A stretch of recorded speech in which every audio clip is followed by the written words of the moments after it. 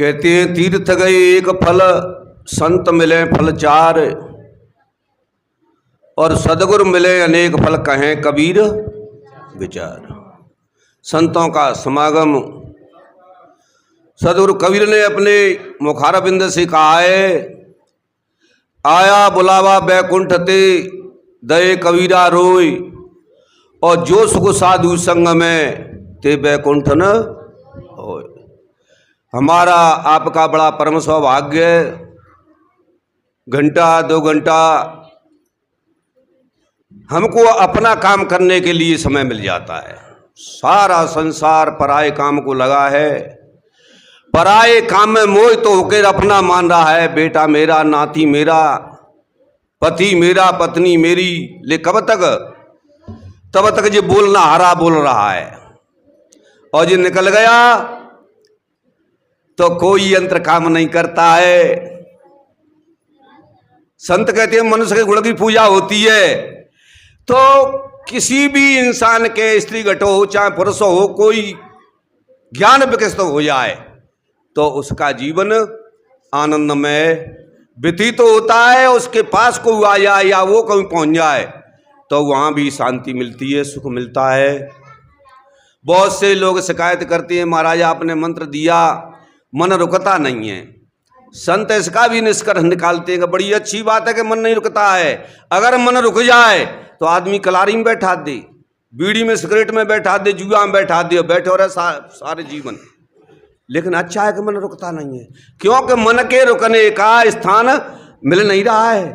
और उसी के लिए हम और आप यहाँ आते हैं कि वो सुख काय में है, मन कहाँ रुकता है।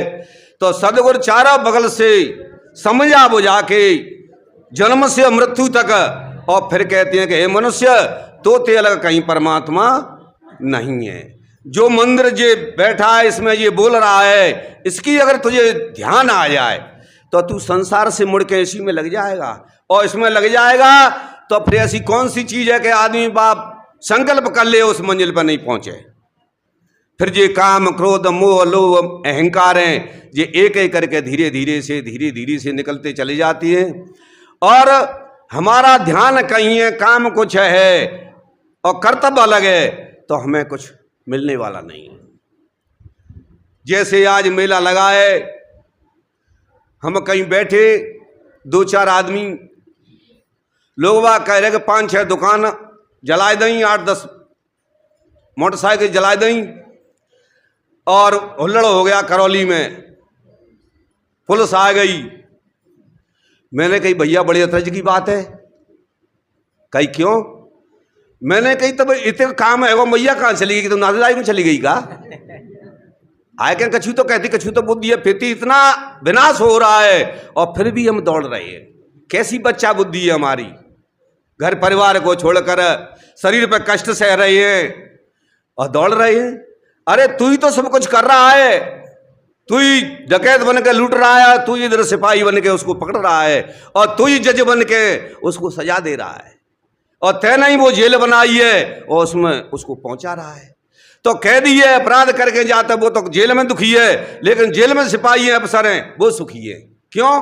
कि सुख और दुख तो मन का होता है, उनको तो पता है हम तो नौकर हैं, सजा तो भुगतना रहे। तो बेबाई जगह पे दुखी है, और जो अपराध करके गया वो दुखी है। बाल बच्चे ते बिछड़ेगो, भैया बंधन ते बिछड़ेगो, परिवार ते बिछड़ेगो, तो मन दुख काय को बहो? मन को। मन समझ जाए, मन पवित्र हो जाए, मन साफ हो जाए, निर्मल हो जाए, तो उसके लिए ये सत्संग है। अभिमान खत्म हो, अज्ञान खत्म हो। महात्मा बुद्ध घूमते रहे, जितने महापुरुष भये बिन्ने आश्रम बनाए के पूजे नहीं है, वे घूमते रहे हैं संसार के दुख थे, अपने दुख से दुखी नहीं रहे। चाहे वो कबीर हों, महावीर हों, बुद्ध हों, तो वे घूमते चले जा रहे। और अजब तरह को संसार मिलता है। कुछ लोगों ने जिज्ञासु प्रार्थना करी कि महाराज आप परमात्मा रूप हो, आप कह देते हो सो हो जाती है, आप अनुभव की बात बता देते हो, तो ऐसा इंतजाम करो जो संसार का कल्याण आ जाए, कुबुद्धि रही नहीं, दुख रही नहीं। महात्मा मुस्कुराए। तो तू भैया जा नगरा पे चलो जा, और सबसे कह दिए कि भगवान बुद्ध आए हैं, आप जो चाहो सो पाओ।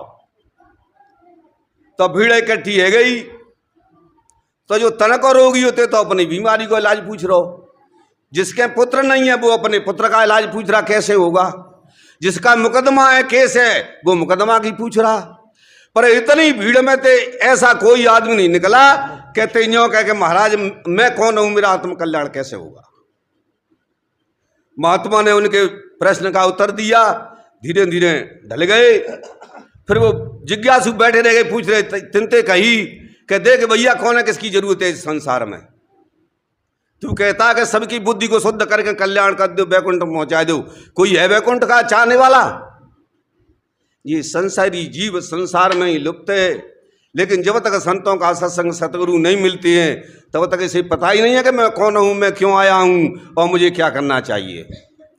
हमारा मन बाहर की तरफ दौड़ रहा है और मन घूम के हमारी तरफ, परमात्मा मिलेगा नहीं, परमात्मा खोज लो, सारे संत कहते हैं जितने इतिहास थे कह रहे कि परमात्मा मिलेगा नहीं, परमात्मा हुआ जा सकता है।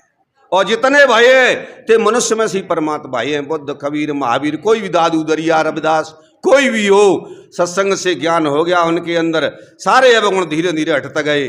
जैसे कपड़ा हम पहनते हैं नए से नया और थोड़ा हम घंटा 2 घंटा 4 घंटा पहने रहे तो अपने आप न जाने कहाँ से मैला जाता है, उसके लिए साबुन सोडा और उसे साफ करते हैं तब साफ होता है और फिर मैला हो जाता है।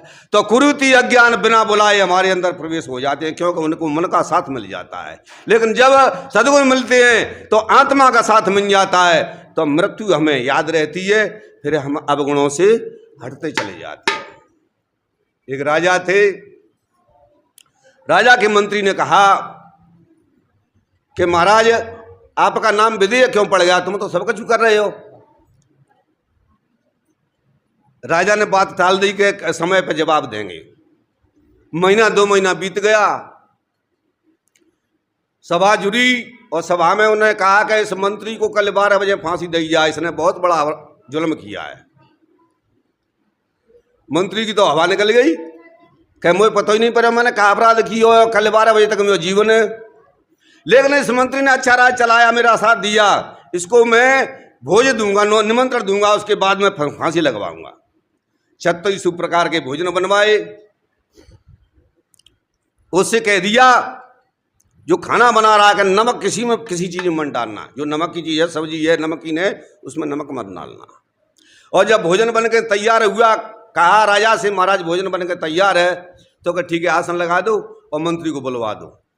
मंत्री सोच रहे हैं कि राजा की कैसी बुद्धि है, इधर में तो फांसी लगवा रहे हैं, 36 प्रकार के भोजन करके निमंत्रण कर रहा है, तो निमंत्रण का क्या मतलब है। तो मंत्री और चक्कर में पड़ गया, बुद्धि काम ना कर रही। जब बैठे भोजन पाए, आसन लगे, भोजन पा रहे, तो बा मंत्री है तो मौत दिख रही है, 12 बजे तक इनका जीवन हुआ, सो टोरे कौर और सड़क डाल दे, सो टोरे कौर सड़क डाल दे। राजा बीच में कहें कैसा स्वाद आ रहा है, फलानी चीज कैसी बनी, हाँ ठीक है, हाँ ठीक है।